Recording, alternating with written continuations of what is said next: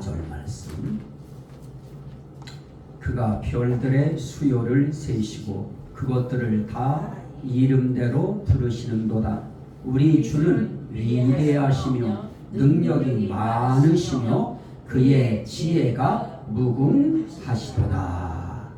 아멘. 그러면서 이제 그 앞에 1절에서도 우리 하나님을 찬양하는 일이 선하며 찬송하는 일이 아름답고 마땅하도다. 그러면서 또 147편 12절 말씀에 보면 예루살렘아 여호와를 찬송할지어다. 시온아 네 하나님을 찬양할지어다. 이렇게 말씀합니다. 우리는 지금 성령의 말, 우리는 성령의 사람들입니다. 하나님의 영을 받은 사람, 그리스도의 영, 예수의 영 또는 하나님의 영 또는 성령, 이런 이름으로 불리워지는 우리 하나님, 그 하나님의 영을 받은 사람들은 말이 달라요. 성령의 사람, 하나님의 사람, 그리스도의 사람, 이 사람들은 말도 하나님의 사람답게 말해야 됩니다. 예수의 사람답게 말해야 되고 성령님의 사람답게 말도 해야, 그래야 그게 정상입니다. 이제 왕궁에서 태어나서 왕세자가 말하는 것도 그 세계에서 있는 그 왕의 자녀다운 위품 있는 그런 말을 해야, 그래야 되듯이 우리는 하나님의 영을 받은 또 하나님의 사람들이기 때문에 말도 성령의 말, 이런 말을 우리가 해야 되는데 그 가운데 찬송의 말이 있다고 했습니다. 찬송하는 말이 결국 높이고 하나님을 칭찬할 수는 없잖아요. 우리가 하나님을 칭찬할 수는 없잖아요. 우리는 그 하나님을 높이는 거죠. 높이는 말을 해드리는 것이죠. 그걸 우리는 찬송이라고 하는데요. 찬양이라고 하고 송축이라고 하고 그런 말로 표현합니다. 자, 그런데 우리가 하나님을 찬양할 때 뭐를 우리가 찬양해야 될 것인가? 그의 크심을 찬양해야 된다. 오늘 위대하시니 하는 말씀이 있었는데요. 이 하나님의 그 위대하심이라고 하는 것이 뭐냐? 크시다고 하는 거거든요. 크신 하나님. 크신 하나님을 우리가 찬양해야 되는데요. 하나님의 무엇이 크시냐 할 때 우리 그 하나님의 인자하심이 크시다 그랬습니다. 그 인자하심이 뭐냐 그럴 때 저는 그 말씀을 하나님의 변함없는 사랑이라 하는 말로 그걸 대치시켰는데요. 자, 오늘 우리가 말씀 한 절을 이제 우리가 한번 더 보겠습니다마는 시편 145편 지금 읽은 그 앞절, 물론 이제 거기에도 148편에도 나오는데요. 시편 145편 8절에 보면 여호와는 은혜로우시며 긍휼이 많으시며 노하기를 더디하시며 인자하심이 크시도다 그럽니다. 자, 우린 하나님의 인자하심이 크다고 할 때 대체 인자하시다고 하는 게 뭘까? 그 속에는 이런 내용들이 포함돼요. 인자하시다고 할 땐 참 그분은 은혜로우시다. 은혜로우신 분이 인자하신 거예요. 인자하다고 하면서 은혜롭지 못하면 이건 말이 안 돼요. 또 뭐라고 말씀해요? 긍휼이 많으시며. 인자하시다고 하는 것은 긍휼이 많으신 거예요. 긍휼은 뭡니까? 상대의 그 약함과 부족함을 불쌍히 여기는 마음이에요. 그래서 불쌍히만 여기는 것이 아니고 그를 도와야 되겠다고 하는 마음까지 포함한 불쌍히 여기는 마음. 그런데 하나님은 긍휼이 많으시다고 할 때 우리는 대체 어떤 사람들입니까? 우리는 긍휼함 받을 일만 많아요. 우리는 하나님의 불쌍히 여김 받을 일들이 얼마나 많은지 몰라요. 그저 인생 세계에 나 하나뿐만 아니고 부모님도 관계되어 있지요. 형제들도 관계되어 있지요. 내 자녀들도 관계되어 있지요. 또 내 자손들도 또 관계되어 있지요.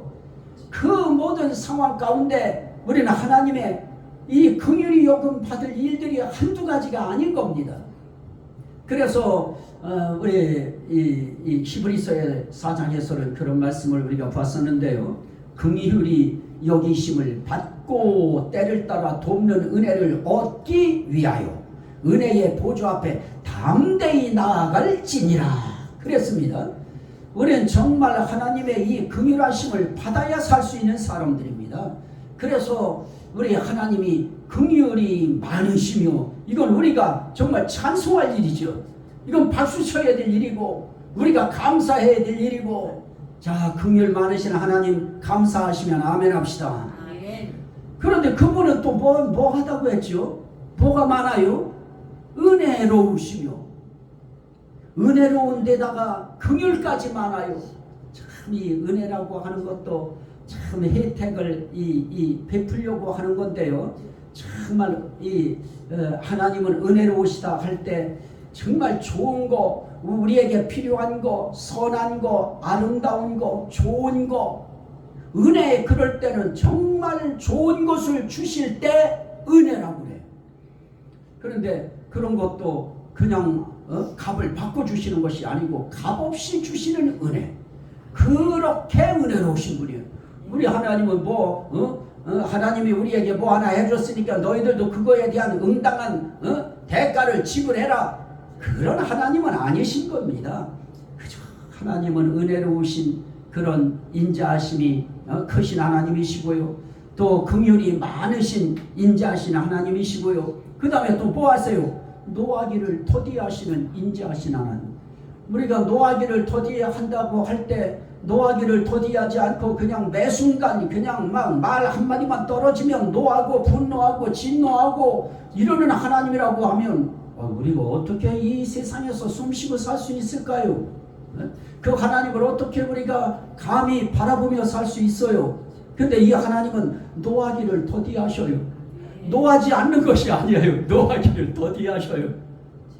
그런데 더디하시는데 어떻게 더디하시느냐? 우리가 구원에 이르기까지 그분은 참고 또 참으시면서 우리를 불러내신 거예요. 그래서 하나님 앞에 우리 그 하나님의 인자하심이 크시도다 할 때 그 인자하심이 크다고 하는 의미 속에는 그분은 은혜로우시다, 그분은 긍휼이 많으시다, 그리고 그분은 노하심을 더디하신다. 그 노하심을 더디해야지. 노하심이 빨라버리면 우리는 이 자리에 살아남아 있을 사람이 하나도 없고요. 그 하나님이 노하시면 견뎌낼 재간 있는 사람들이 한 사람도 없습니다. 그래서 우리는 그 하나님의 인자하심이 어느 정도냐 그럴 때 그 인자하심이 하늘에 이르며, 그랬죠? 그 인자하심이 하늘에 미치고, 정말 그 인자하심이 하늘에 닿을 정도로 그분의 인자하심은 크시다. 클 정도만 아니라 충만하시고 풍부하시고 또 풍성하시고 또 후하시다. 거기까지 우리가 이제 말씀을 나눴었는데요. 그러면서 그 하나님은 어떠하시다고 했어요? 거기에 선하시기까지 하시다. 그리고 보배로우시다. 자, 오늘은 거기에 한 절을 더 볼까요? 시편 106편.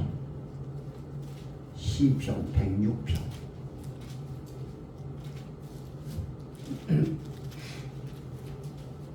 1절. 할렐루야, 여호와께 감사하라. 그는 선하시며 그 인자하심이 어떠함이로다? 영원함이로다. 하나님의 인자하심이 이틀감이로다, 일주일감이로다. 이게 아니죠. 제가 참 이런 표현을 해서 참 그런데요. 우리 할머니는 그 전에 그랬어요.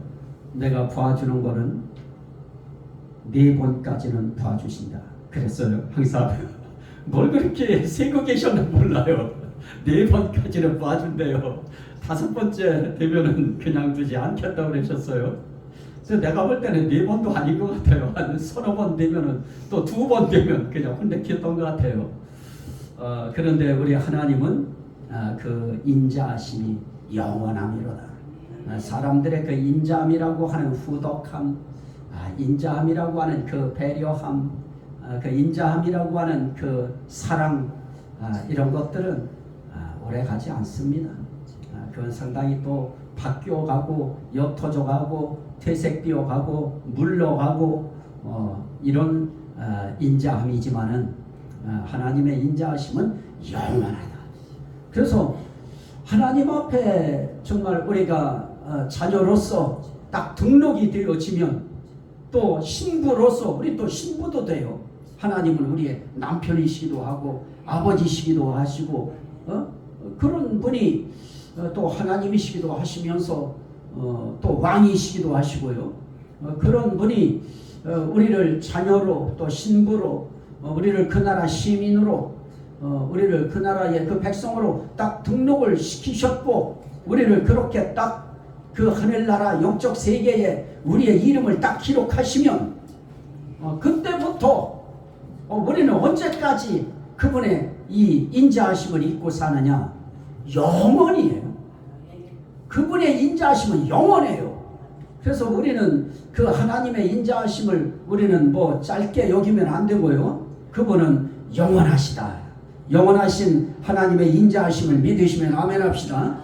그분의 인자하심이 영원하기 때문에 그 영원함으로 우리를 어떻게 하신다고요? 지난 시간에 영접하신다.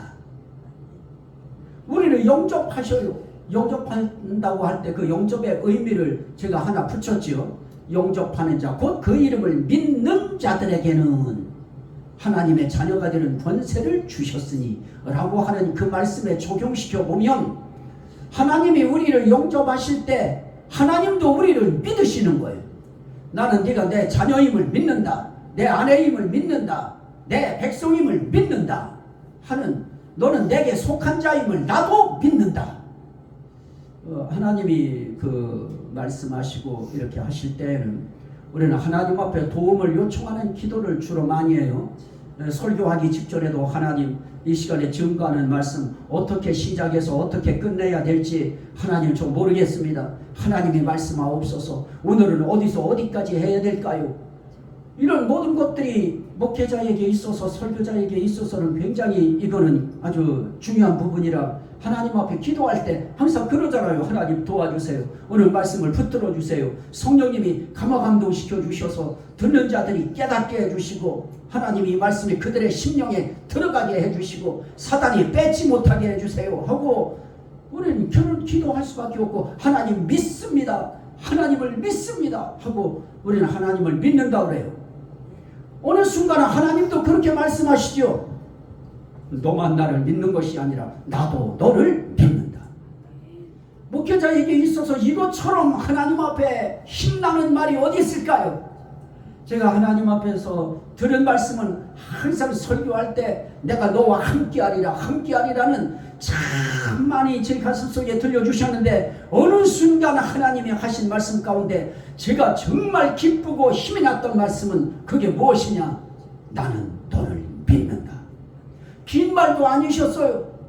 그냥 바로 그렇게 나는 너를 믿는다. 그날이 주일날이었는데 그래서 저는 이렇게 준비했던 말씀 제가 여러분들이 보란듯이 여기다 이렇게 던졌단 말이에요. 그리고 그냥 그날 설교를 했습니다. 자, 오늘 우리가 하나님 앞에서 하나님이 우리를 영접해 주실 때 우리를 믿고 영접해 주시는 거예요. 믿으시면 아멘 합시다.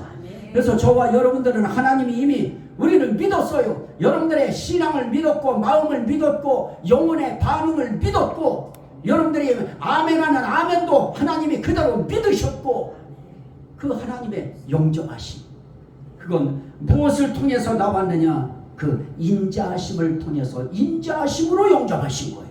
자, 하나만 더 볼까요? 로마서 2장 4절. 로마서 2장 4절.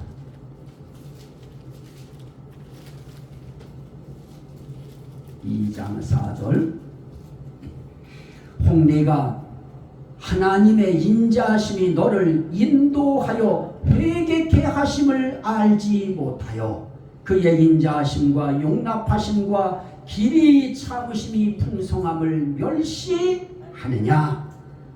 자, 여기에 인자하신 하나님의 그 인자하심으로 우리를 인도하여 그분이 어떻게 하는가? 회개케 하심을 알지 못하느냐 그 말이에요. 하나님이 인자하심으로 우리를 인도해서 회개할 수 있도록까지 하시는 겁니다. 그래서 우리가 정말 교회 그럴 때 우리 교회 다니기 전에 그 시대에는 어떻습니까? 교회가 있는지 어쩌는지 저는 관심도 없었어요. 교회를 가든지 말든지 신경도 안 쓰였어요. 교회 다니면 교회 다니나 보다 그렇게 생각했지요. 그리고 무슨 회개다 이건 감히 회개라고 하는 단어 자체도 생각하지 않았으니까요. 그냥 학교에서 반성문 이런 거는 있었겠지요. 반송 그런 단어들이나 들으면서 살았지요. 그러면 회개라고 하는 이 내 삶의 전반적인 것을 이제 세상에서 하나님께로 돌이키게 하는 이 회개를 하게 하실 때 이건 결국 누구의 역사였었느냐? 하나님의 인자하심이 나를 회개할 수 있도록 인도하신 것이다. 그게 하나님의 인자하심의 역사입니다. 하나님의 변치 않는 사랑은 우리를 회개할 수 있도록까지 인도하시는 겁니다. 그래서 그 회개한다고 하는 것이 결국 뭘까요? 소소하게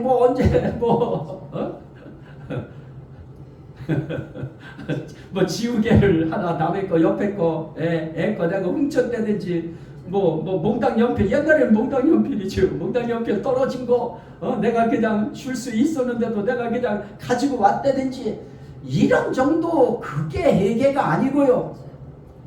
예수 믿지 않던 세월 속에서 다른 것을 섬기는 나는 정말 내 자의가 아니고 우리 할머니가 내가 아팠을 때도 무당 불러다가 부닥거리 하고요.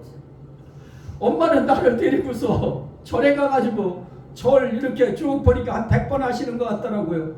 그거 하는데 따라서 나도 해야 됐어요. 그냥 그렇게 살아야만 됐습니다. 그렇게 했던 그 인생의 세월 믿지 않았던 하나님을 모른 채 하고 몰라서 살았던 세월 이런 것들을 하나님 앞에 잘못했습니다. 하나님 믿었어야 됐는데 제가 잘못했습니다.